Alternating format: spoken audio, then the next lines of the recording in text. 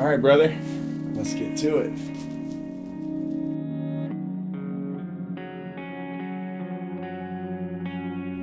Man, really to start like at the very beginning of everything, I have a family of three. Besides me, I got my mom, my dad, and my sister. And at the very beginning, my dad was a rancher in San Angelo. And I think that money was a little tight at the time. Ranching was kind of hard. I don't want to speak for him too much, but at about 2 years old, they decided to move out to West Texas, to Seminole. And Seminole, Texas is out by Midland, Odessa area, about an hour from Lubbock. And my dad was always a hard worker. He started, multiple businesses, and he constantly tried to move into something newer, something bigger and better, and just do what he could for the family to give us the life, that he wanted us to have. And so I remember, at first, when I was a kid, he did a lot of stuff, but I remember one of the first things I remember is he had a car lot, and it was a little used car lot, and my mom would pick me and my sister up from school, and we'd go to the pink and white snow cone stand, and we'd sit on the front steps of his business, and there were these two little wooden steps in this little trailer house type of deal, and we'd watch him in his office, and clients would come in and out, and I really got to see kind of how he did everything. And that was a cool memory for me. And then as he moved on, he started building some houses, doing some general contracting stuff as I got a little bit older, and then just continued to move into new businesses. And that definitely sparked some type of entrepreneurship in my mind. I was always looking for different ways to think outside the box, or how to turn something into a business. And one thing that I always admired about my dad was he worked very, very hard and long hours, but he always found a way to be there for us. I always enjoyed the time I spent with him, because I knew it was something important, because there was lots of work that he could have been doing, if that makes sense. So he always, coached me in t-ball, coached me in football, was there for me and all my friends, for my sister, my mom. And when it came to my mom, she was always there for us as well. And I remember so many fun memories with my mom. There was times where she'd just be like, "Hey, you want to skip school today?" And I'd be like, "Sure," you know what I mean? And she'd be like, "Yeah, let's do it. Let's skip school today, and we'll go to Midland." That was the closest town to where I was from, closest big town. And we'd go over there. She'd call it like a mom and son date or whatever, and we'd go to the movies. We'd go eat somewhere good. Our hometown didn't have a lot of restaurants, so whenever we got to go over there, it was kind of a treat. And, do stuff like that. I remember when my dad would be working, sometimes he'd work for 2-3 days at a time, and he would be gone the entire time, and me and my sister would go sleep in the bed with my mom, and we'd make microwave nachos, which has always been one of my favorites. We'd sit there and we'd watch Transformers, was one of the things I always remember. That was back when it was a cartoon. Before everyone got all hyped up about this new big production of Transformers nowadays. Back then, it used to be the OG version, which is cartoons, and I loved it back then. So we'd watch that. Whenever it came to being there for us, I forget shit all the time in school, especially in high school. I'd forget my damn basketball shorts or my athletic gear or whatever. I don't even remember. That was so long ago. But you had all this stuff that you had to have for practice. I'd leave shit at the house, and I'd call her and be like, "Yo, Mom, I forgot all my stuff. Can you please bring it to the school?" You know what I'm saying? And she'd find time and make a way to bring me my stuff, and help me with my homework and make sure I did everything. She was always there for me and my sister. And I love her a lot. There's lots of good memories with her, and I'm very thankful for her as well. Now, my sister, on the other hand, was kind of a wild child at the beginning. I'm talking about when we were young, 3 years old to really till 16 or so, but we'll say till probably 10. I remember from age 6 to 10, she was pretty wild, and a lot of the stories that I remember are with babysitters whenever my parents would leave, right? And I was wild too, but I was just nice, if that makes sense. So She would do stuff like threaten to call the cops on the babysitter. You know what I'm saying? Like freak the babysitter out and things like that. And I remember one time, me and her, we decided that we were going to. I decided that I was gonna basically on the whole garage floor, right? Just an empty room. The parents are gone, no cars in there. I'm gonna put soap and water all over the whole floor, right? And I'm gonna just run around in there like a slip and slide, like on my stomach type shit. And I remember us doing that, and me and her sliding all around the garage and hitting the walls, and like we were little whenever we did that. But then as we grew up, guys came into play. Friends, drama at school, and I always enjoyed playing the big brother role. I've always had some type of thing inside me that wants to help guide others. So she was kind of the perfect, person for me to talk to about all the things that I had already went through, because she was going through them 2 years after I did. So, with guys, I'd always say, look, this guy's doing this and this guy's doing that, but you need to understand every guy does that, and that's the way guys are. Or if there was someone that I liked, I'd be like, hey, keep hanging out with him. He's a cool guy. Or, this guy is not who you need to be hanging out with. Like, we need to find a way to get you away from this guy. You know what I mean? Stuff with friends at school, there was times where she went through things, and I tried to be there for her. Same with my parents. But as we got older, we definitely got much closer. We were always close, but we really created a pretty special bond as we got older. As we went through things, and as we grew through things together, there was lots of times in my life where I almost felt like I was kind of the rock for her in certain situations. My parents were always there as well, but there was just certain things, that you don't talk with your parents about. And talking with the older brother was always kind of an honor to me, to get to help her or talk with her about things that maybe she was struggling with. And yeah, now she's an incredible girl. Really proud of her.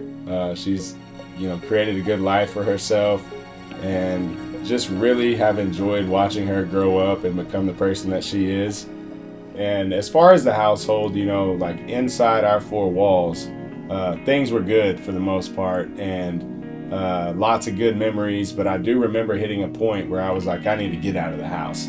And I'm sure every kid has that thought at some point, but that's when I really found my love for hunting. My dad, some of my best memories ever with my dad in the deer blind, or driving around on some old Yamaha with a propane heater going in the floorboard, burning my shins and trying to stay warm, and all those things. So hunting, fishing, and riding four-wheelers. I got big into four-wheelers, airsoft guns, all types of those things were going on pretty much daily. And then I got into building, and building things has always been one of my favorite things. I remember building fire pit tables. I would build deer blinds. I would build picture frames. I took lots of woods classes as I got older in high school, which we can talk about later.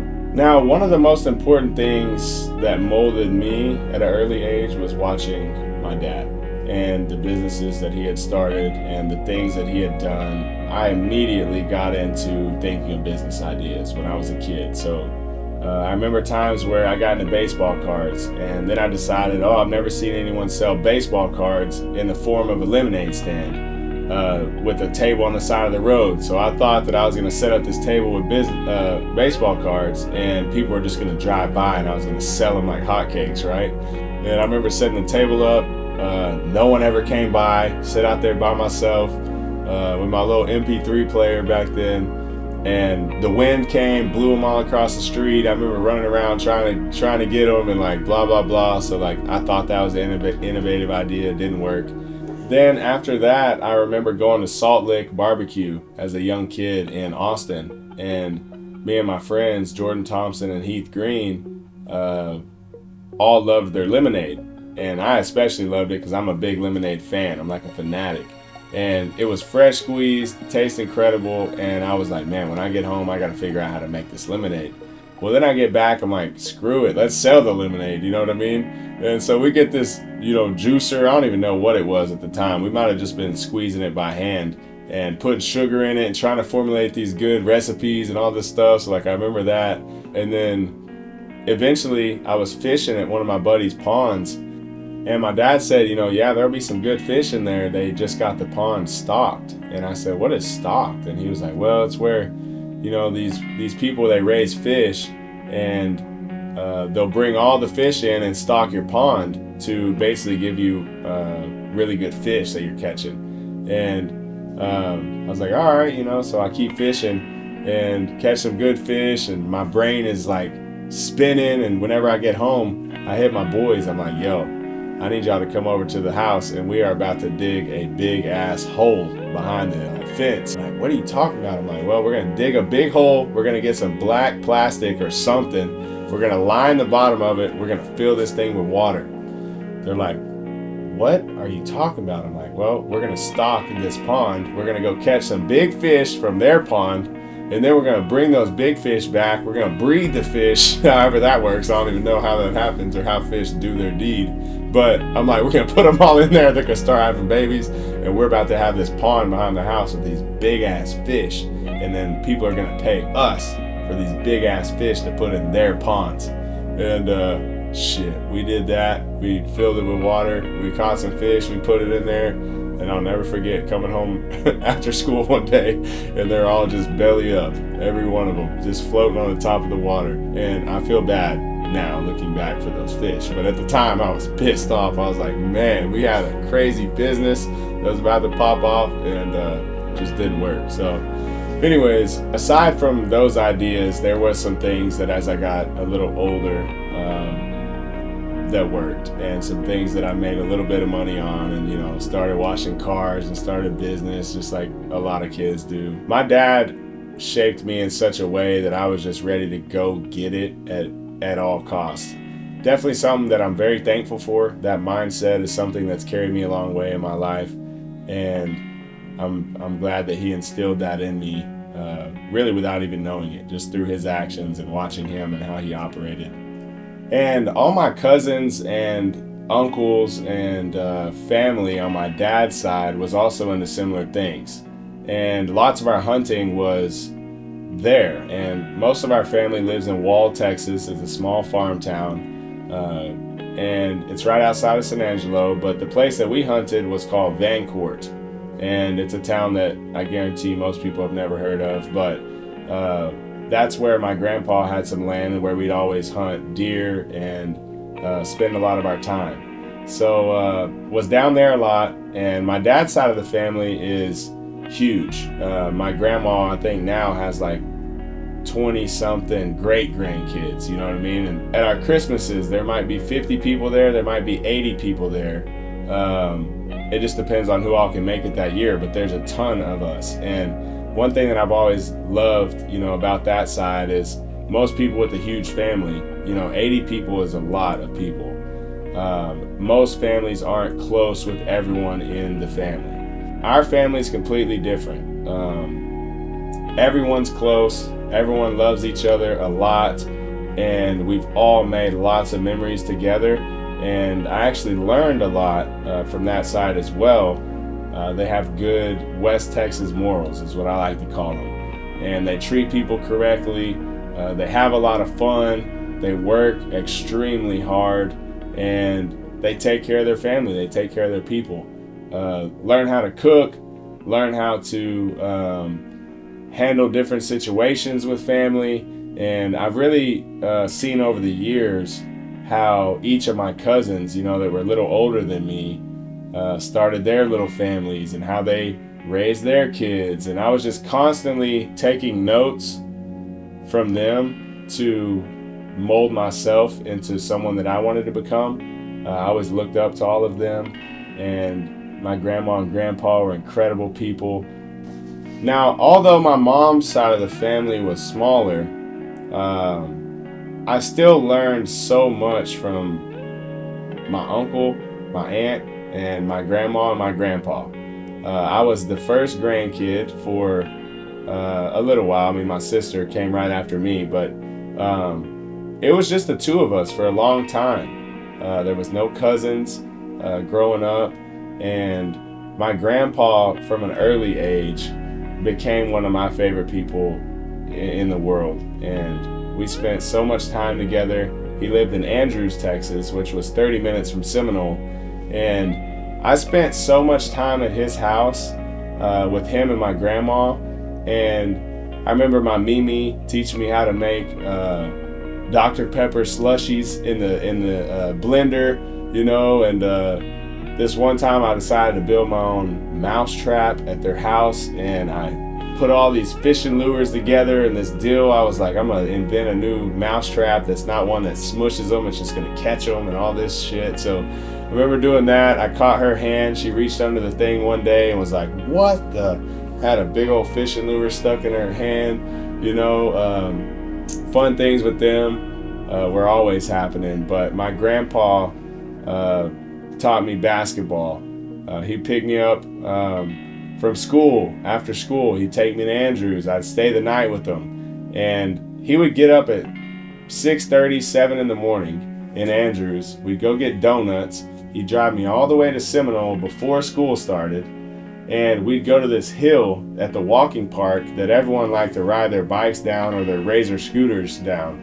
And I remember him taking me over there. I'd ride down the hill, and then boom, he'd drop me at school, and then I'd see him again in the next few days. He always was very wise and very empathetic, and always put things into perspective for me, and taught me a lot. So I'm very thankful for him, very thankful for my grandma. She was so sweet.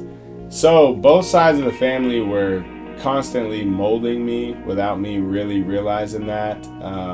I learned so much from everybody, and I think that they had turned me into the young man that was ready for high school, was ready to move on into the next stage of my life. And at that point, I really knew how to treat people. I knew how to work hard, and I was fully prepared.